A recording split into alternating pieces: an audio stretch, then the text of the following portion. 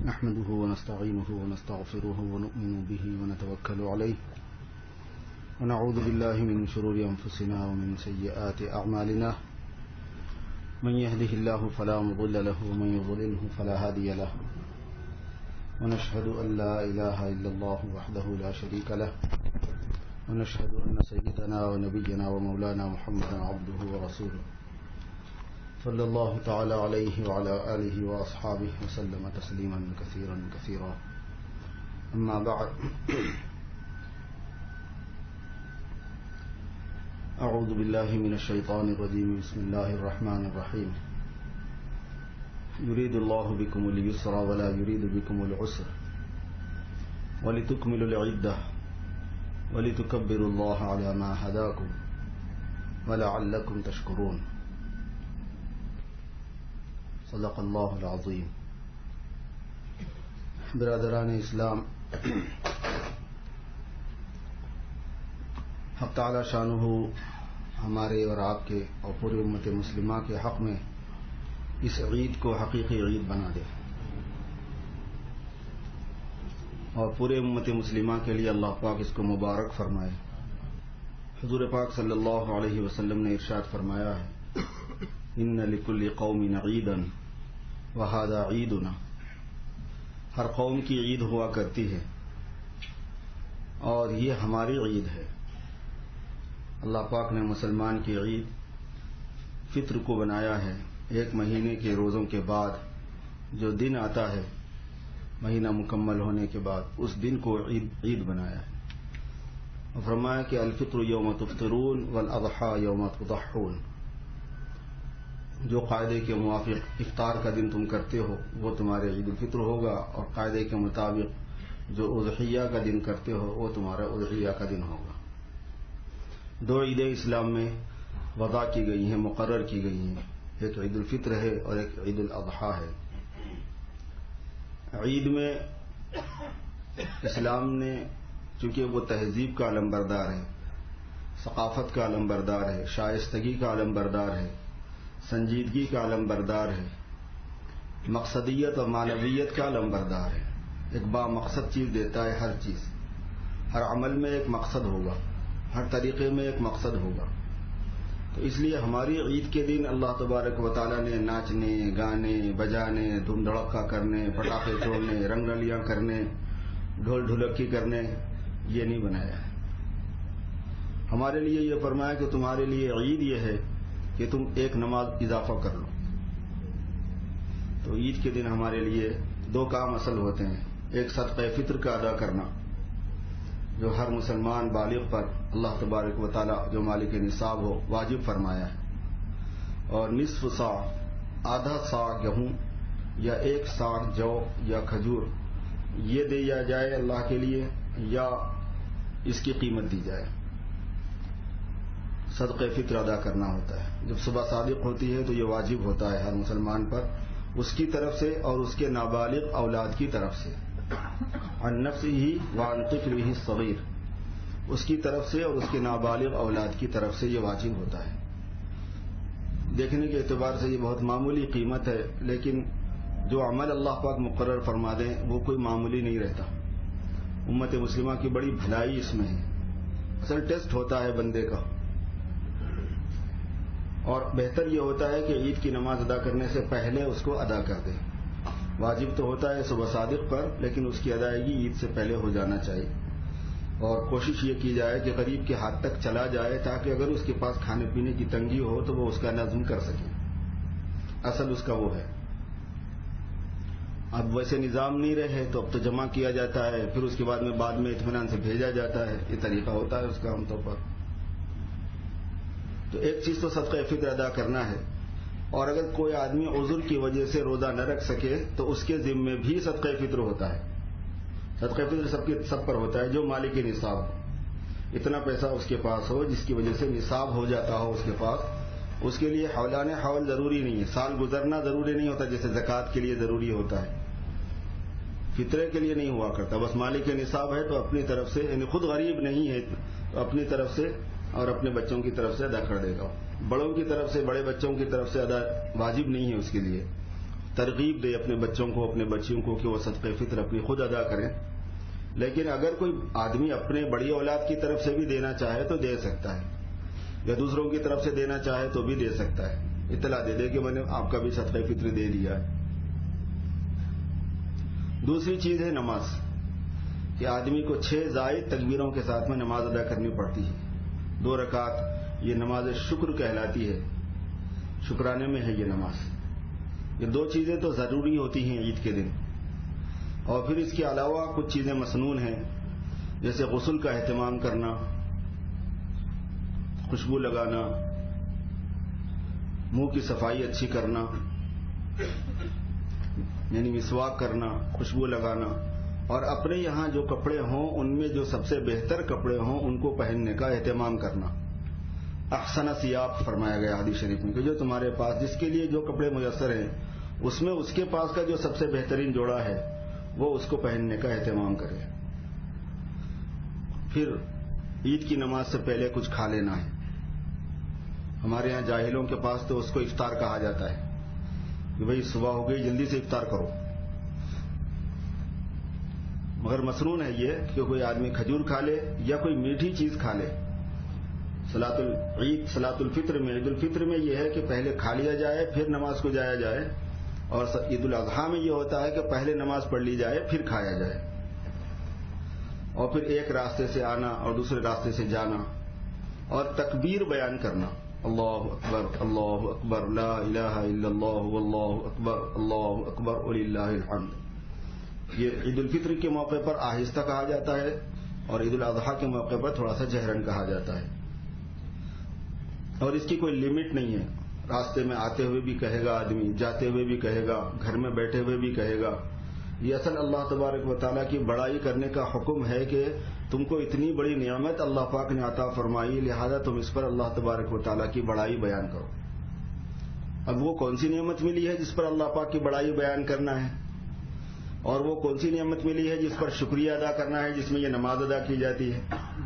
قرآن پاک میں ہے کہ وَلِتُكْمِلُوا الْعِدَّةَ, جو عدت ہے, جو تعداد بنائی گئی آپ کے لیے روزوں کی, اس کو پورا کرنا. وَلِتُكَبِّرُوا اللَّهَ عَلَى مَا هَدَاكُمْ, اور اللہ پاک کی بڑائی بیان کرنا کہ اللہ نے تمہیں ہدایت دی. یہ اللہ اکبر کہنا اللہ پاک کی ہدایت پر ہے, اللہ پاک کے بتانے پر ہے کہ انہوں نے بتا دیا روزہ رکھنے کا طریقہ, انہوں نے بتا دیا عبادت کرنے کا طریقہ, انہوں نے بتا دیا ان کو راضی کرنے کا طریقہ. وَلَعَلَّكُمْ تَشْكُرُونَ, اور اس پر شکریہ بھی ادا کرنا ہے. بڑائی بھی شکریہ ادا کرنے میں بیان کرنی ہے, اور شکریہ تو چونکہ پورے جسم سے آدمی کو ادا کرنا ہوتا ہے, صرف زبان سے ہی نہیں. اس کے لیے نماز ہے, نماز شکرانہ کے طور پر یہ 2 رکعت نماز واجب ہوتی ہے. روزہ رکھ کر آدمی تزکیہ حاصل کرتا ہے, پھر اللہ پاک کو اللہ کا ذکر کرتا ہے, پھر نماز پڑھتا ہے. قد افلح من تزکا وذکر اسم ربہ فصلی, کامیاب ہوا وہ جس نے تزکیہ کیا اور اپنے رب کو یاد کیا اور پھر نماز ادا کی. یہ تینوں چیزوں پر شامل ہوتی ہے یہ چیز. عید الاضحیٰ کے موقع پر بھی تینوں چیزوں کو شامل ہے, عید الفطر کے موقع پر بھی تینوں چیزوں کو شامل ہے یہ بات. تو اس طریقے سے اللہ تبارک و تعالیٰ نے ہماری عید اور عید کے کام پورے بتائے, کوئی بھی چیز چھوڑی نہیں ہے کہ یہ کرو یہ نہ کرو, تم آزاد ہو, تمہاری سمجھ میں جو آئے وہ تم کر لینا. نہیں, یہ تو اللہ پاک کا کرم ہے کہ اللہ پاک نے ہمیں ہر چیز بتائی ہوئی ہے. عید بہرحال خوشی, ہر قوم کی عید ان کی خوشی ہوتی ہے, ہماری عید ہماری خوشی ہے. لیکن بہرحال حالات زمانہ ہے. اس وقت امت مسلمہ جن حالات میں گزر رہی ہے ان حالات میں اس کے لیے عید کس طرح کی عید ہے وہ کہا نہیں جا سکتا ہے. ہمیں اس موقع پر اپنے ان بھائیوں کو یاد کرنا چاہیے جن کے پاس کپڑے نہیں ہیں پہننے کے لیے کہ وہ اپنے اچھے کپڑے پہنیں, جن کے پاس کھانا نہیں ہے, جن کے پاس مٹھائی کا کوئی نظم نہیں ہے, وہ نان جوی کے محتاج ہیں. روٹی ان کے پاس نہیں ہے, روٹی ہے تو روٹی کے ساتھ نمک نہیں ہے کھانے کے واسطے, سالن کی بات نہیں ہو رہی, روٹی کے ساتھ نمک نہیں ہے. بے شمار بیوائیں ہیں, بے شمار یتامہ ہیں, بے شمار زخمی ہیں, لاکھوں کی تعداد کے اندر بے سہارا ہیں, بے یار و مددگار ہیں, خیموں میں پڑے ہوئے ہیں, جنگلوں میں پڑے ہوئے ہیں, درختوں کے نیچے پڑے ہوئے ہیں, اور 10 20 100 50 نہیں, لاکھوں کی تعداد میں, ایک ایک علاقے میں 10 لاکھ ہیں. بڑی قسم پرسی کے عالم میں, بڑی تکلیف کے اندر امت مسلمہ اس وقت گزر رہی ہے. اور یہ اللہ تبارک و تعالیٰ کی طرف سے آزمائش ہے، امتحان ہے، ہمارے اپنے گناہوں کی سزا ہے، اپنے گناہوں کا وبال ہے.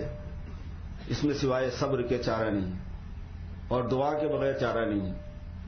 اور آنسو بہائے جا سکتے ہوں تو آنسو بہائے جا سکتے، کچھ ہمدردی کی جا سکتی ہو تو کوئی ہمدردی ان کے ساتھ میں کی جائے. اور یہ اللہ پاک کا نظام ہے. تلک الایام نداولها بین الناس. دن لوگوں کے درمیان ہم پھراتے رہتے ہیں، لوگوں کے درمیان دنوں کو ہم پھیرتے رہتے ہیں. ہر وقت اگر مسلمانوں کے ساتھ اچھے حالات ہوں تو امتحان کس بات کا ہوگا؟ لوگ یہی سمجھیں گے کہ بھئی مسلمان ہو جاؤ تو اچھے رہو گے. اسی لیے کبھی ان کے لیے عظمت ہے، شوکت ہے، دبدبا ہے، سطوت ہے، غلبہ ہے، عزت ہے، اقتدار ہے. اب اندازہ فرمائیے کہ کیسا دور تھا مسلمانوں پر. انہوں نے اسلام کو مضبوط پکڑا اور اسلام کے لیے قربانیاں دیں اور اسلام پر ہر حالت میں جمے رہے. حق تعالی شانہ نے دنیا کے خزانے ان کے قدموں میں ڈال دیے. اللہ پاک نے ان کو ایسی بادشاہت عطا فرمائی جس کا تصور نہیں کیا جا سکتا تھا. ان کو ایسا غلبہ دیا، ایسی عزت عطا فرمائی. روم کے ساحل سے لے کر تا بحد کاشغر، مشرق میں، مغرب میں، شمال میں، جنوب میں مسلمانوں کی طوطی بولتی تھی، ان کی شہنائیاں بجتی تھی، ان کے شاہانہ جلوس نکلتے تھے. ان کے خواص کا، ان کے نوابوں کا، ان کے عمراء کا، ان کے بادشاہوں کا خلافت کا تاج پہنے ہوئے خلیفہ ہوتا تھا. اپنے اپنے علاقوں کے اندر گورنر ہوتے تھے، ان کے حکام ہوتے تھے. ایک عزت اللہ پاک نے عطا فرمائی. ساری دنیا پر، ساری انسانیت پر ایک دبدبا تھا، ایک رعب تھا. لوگ مرعوب تھے. لوگ ان کی نقل کرنے کو اپنی عزت سمجھتے تھے، ان کے جیسے کپڑے پہننے پر عزت سمجھتے تھے، ان کی مشابہت اختیار کر کے اپنے آپ کو بڑا سمجھتے تھے، ان کے قریب بیٹھ کر اپنے آپ کو معزز سمجھتے تھے کہ ہمیں ان کے قریب بیٹھنے کی عزت مل گئی. ایک وقت ایسا بھی تھا مسلمانوں پر. جب اللہ پاک نے یہ چیز عطا فرمائی تو مسلمانوں نے یہ سمجھا کہ ہمیں اسلام کی برکت سے اللہ نے یہ جو نعمتیں دی ہیں یہ عیاشی کے لیے دی ہیں، یہ مزے کرنے کے لیے دی ہیں. دیا اللہ پاک نے، انجوائے کرو، انجوائے کرو. عیاشیوں میں پڑ گئے، بدماشیوں میں پڑ گئے، غفلت میں آ گئے، اللہ کو بھول گئے، اللہ کے اوامر کو بھول گئے. حالانکہ جو نعمتیں دنیا کی دی جاتی ہے مسلمان کو وہ اس لیے تاکہ دین پر آرام کے ساتھ چل سکے. قرآن پاک میں فرمایا گیا ہے کہ الذین مکناہم فی الارض اقاموا الصلاۃ، اگر ہم زمین میں ان کو طاقت دے دیں تو یہ نماز کو قائم کریں اور زکوٰۃ ادا کریں. وامروا بالمعروف ونہوا عن المنکر، اچھی چیزوں کا رواج رکھیں، بری چیزوں کو روکیں. تو دنیاوی راحت اور دنیاوی عزت اور شوکت اور سطوت اور غلبہ اور اقتدار اسی لیے دیا گیا تھا کہ پھر اس کو اپنے دین کے لیے اور تقویت کا ذریعہ بنائیں اور اطمینان سے دین کی ایک ایک بات پر، ایک ایک باریکی پر عمل کر سکیں. لیکن ہمارے پاس اس کا مطلب بدل گیا. جب مطلب بدل گیا تو سزا آ گئی. ہم بھول گئے اللہ پاک کو تو اللہ نے سزا دی. ان اللہ لا یغیر ما بقوم حتی یغیروا ما بانفسہم.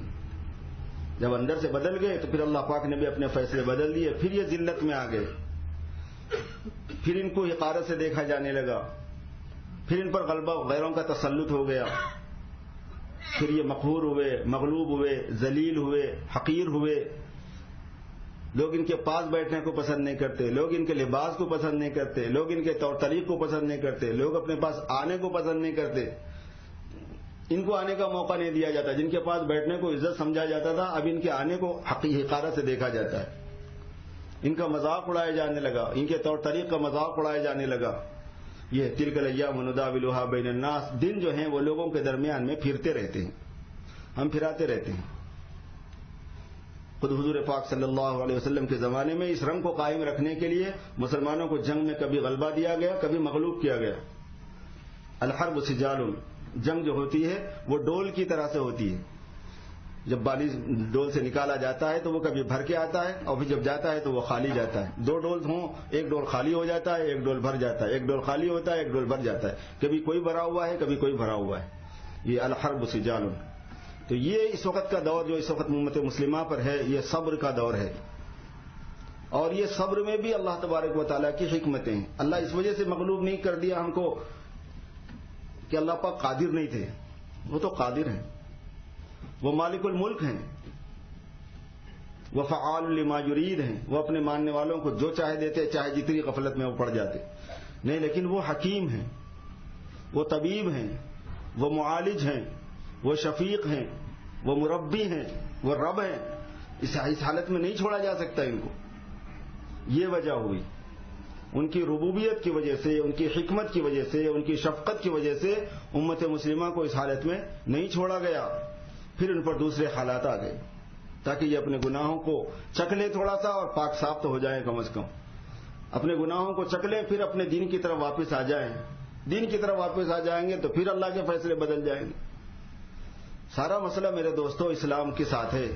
ہمارے ساتھ جو اس وقت حالات ہو رہے ہیں وہ ہمارے دین کی بنیاد پر ہیں، ہمارے اسلام کی بنیاد پر ہیں.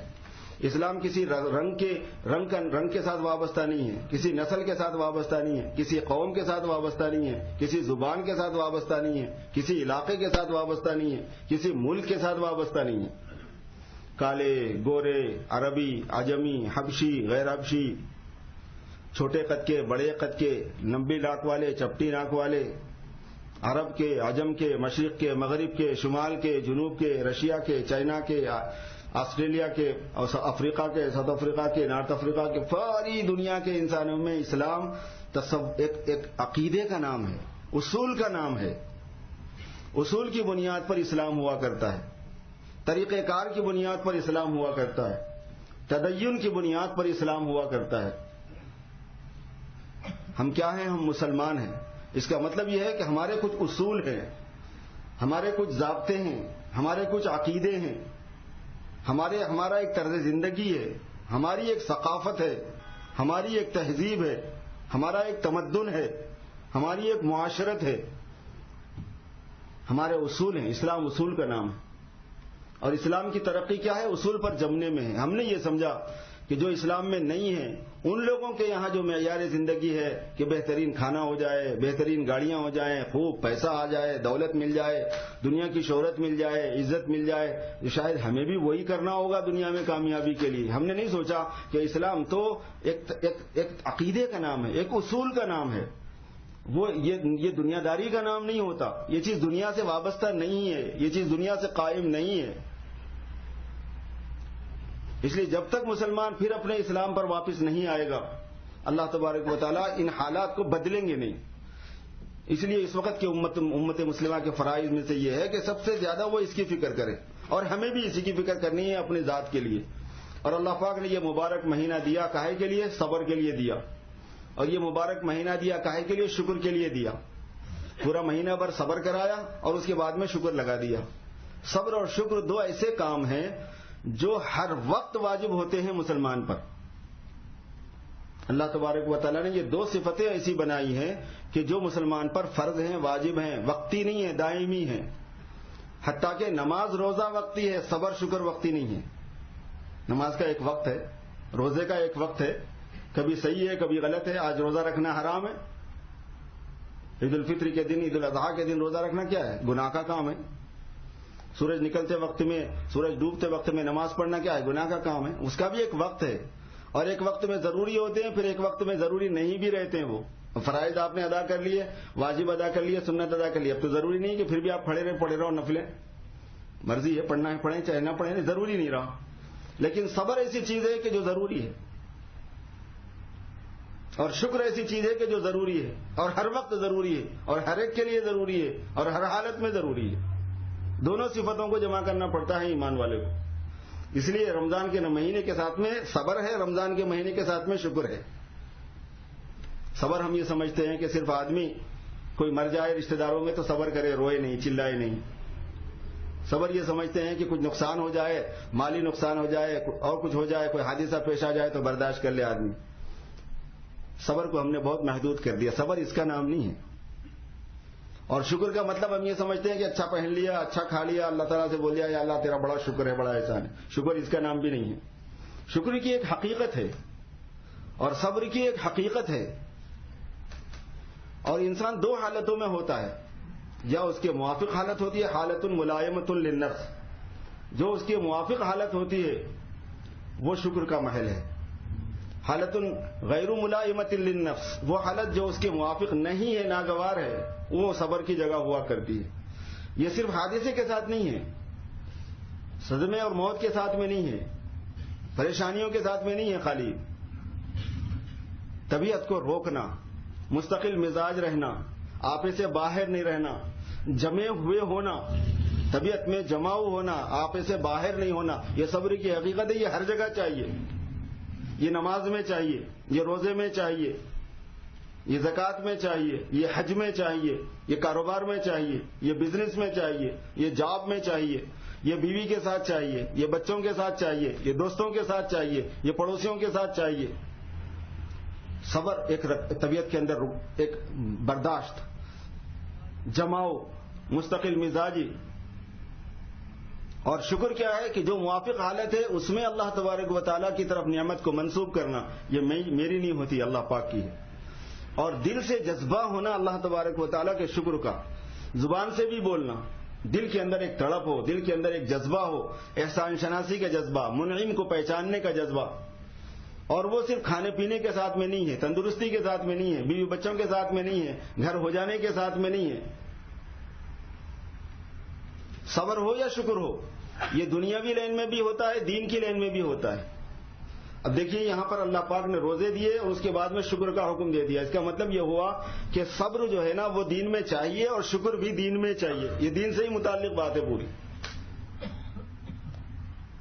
اور شکریہ کس بات کا کہ صاحب بس اللہ پاک نے 1 مہینے کے روزے لگائے تھے، کر دیا. بڑی چیز ہے یہ، دل سے خوش ہو جانے کی چیز ہے کہ اتنے لمبے روزے لگائے پھر بھی نبھا لیا، ماشاءاللہ اللہ کی توفیق سے نبھا دیا. اتنا لمبا قیام تھا پھر بھی نبھا دیا، اتنی چھوٹی راتیں تھی پھر بھی نبھا دیا. شکریہ، اللہ نے ایک حکم دیا تھا، کر لیا. کیونکہ ایک غلام کے لیے، ایک مخلوق کے لیے، ایک عاشق کے لیے، ایک محب کے لیے سب سے بڑی دولت یہی ہے کہ وہ اپنے مالک کی بات کو پوری کر دے. جب کوئی عاشق اپنے معشوق کے لیے، کوئی معشوق اپنے عاشق کے لیے کوئی کام کر دیتا ہے تو اس کو سب سے بڑی خوشی اسی میں ہوتی. یہ کام ہو گیا. ہر ایمان والا اللہ سے محبت کرنے والا ہے، اللہ پاک نے اس کو حکم دیا، اللہ نے اس نے پورا کر دیا اور اللہ پاک بھی خوش. حدیث شریف میں آتا ہے کہ فلما کان یوم فطرہم، جب ان کے افطار کا دن ہوتا ہے تو اللہ پاک فرشتوں کے اندر اعلان کرتے ہیں، باہا بہم ملائکتہ، فرشتوں کو جمع کر کے ان کا فخر کرتے ہیں. کیوں؟ اس لیے کہ یہ وہی تو تھا جس کے بارے میں تمہیں تھا کہ یہ فساد مچائے گا، یہ وہی تھا جس کے بارے میں تمہیں یہ تھا کہ خلافت کا مستحق نہیں ہے، یہ وہی تو تھا جن کے بارے میں تھا کہ ساری چیزوں کو اس کے مسخر کرنا مناسب نہیں ہے. یہ مطلب ہے نا خلافت میں. تو باہا بہم ملائکتہ، فرشتوں پر فخر کرتے ہیں. پھر پوچھتے ہیں کہ ملائکتی ما جزاء اجیر وفى عملہ، فرشتوں ایک بات بتاؤ، کیا بدلہ ہے اس مزدور کا جس نے اپنا کام پورا کر دیا؟ گھر میں آپ نے کام کے لیے کسی پلمبر کو بلایا، آپ نے کسی کارپینٹر کو بلایا، آپ نے کسی تعمیر کرنے والے کنسٹرکٹر کو بلایا اور کنٹریکٹر کو بلایا، اس نے جناب کام کر دیا، تو کیا بدلہ ہے اس کا؟ ما جزاء اجیر وفى عملہ، کیا بدلہ ہے اس اجیر کا جس نے اپنا کام پورا کر دیا؟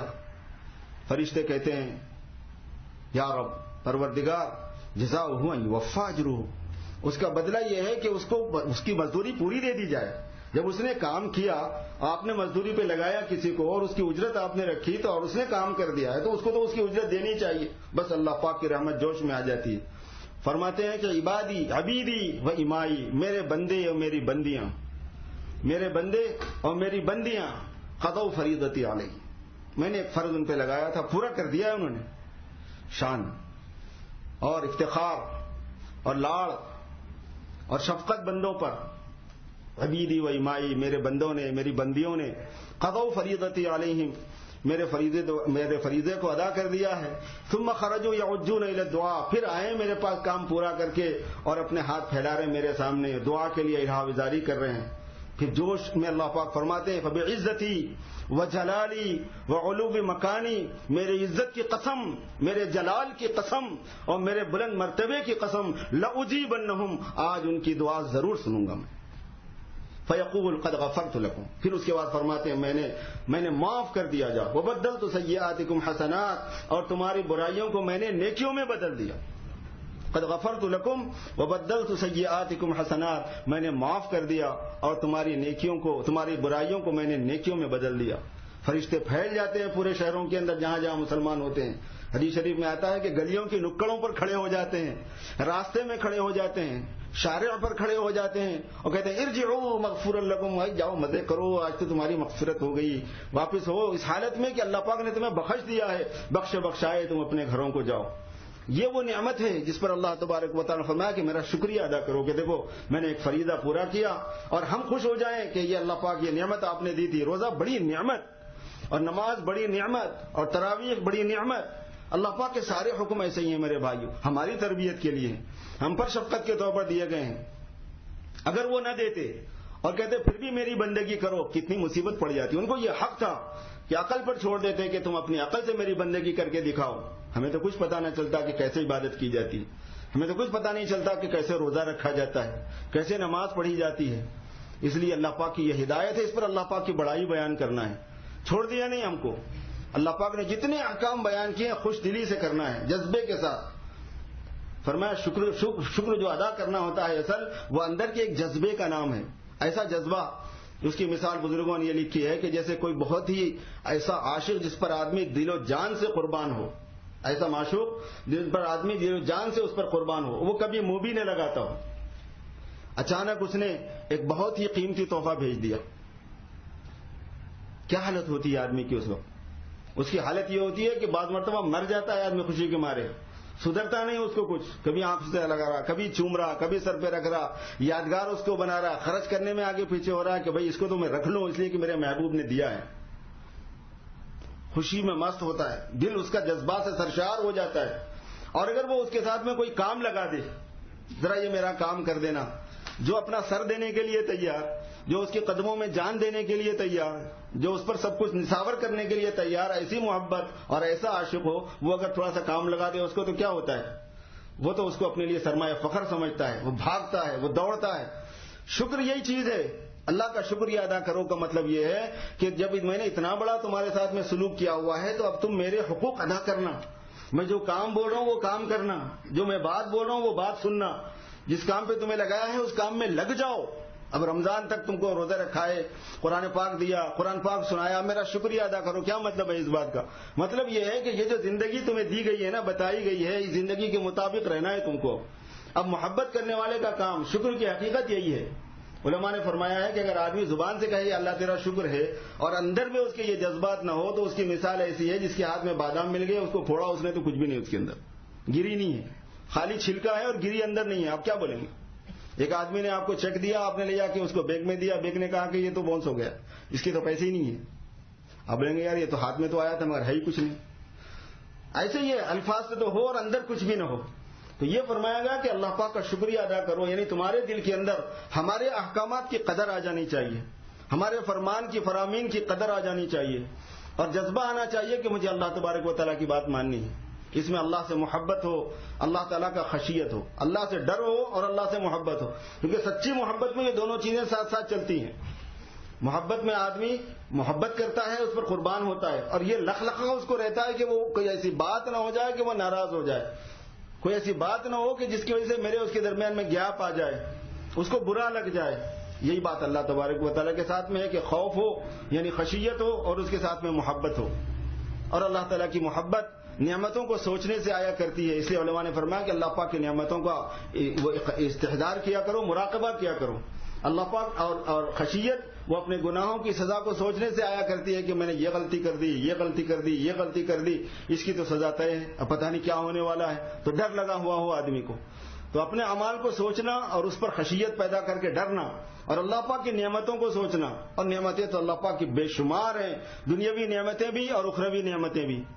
اور ایک نعمتوں کی قسم وہ ہے جس کی طرف ہمارا دھیان ہی نہیں جاتا, اور وہ عدمی نعمتیں کہلاتے ہیں.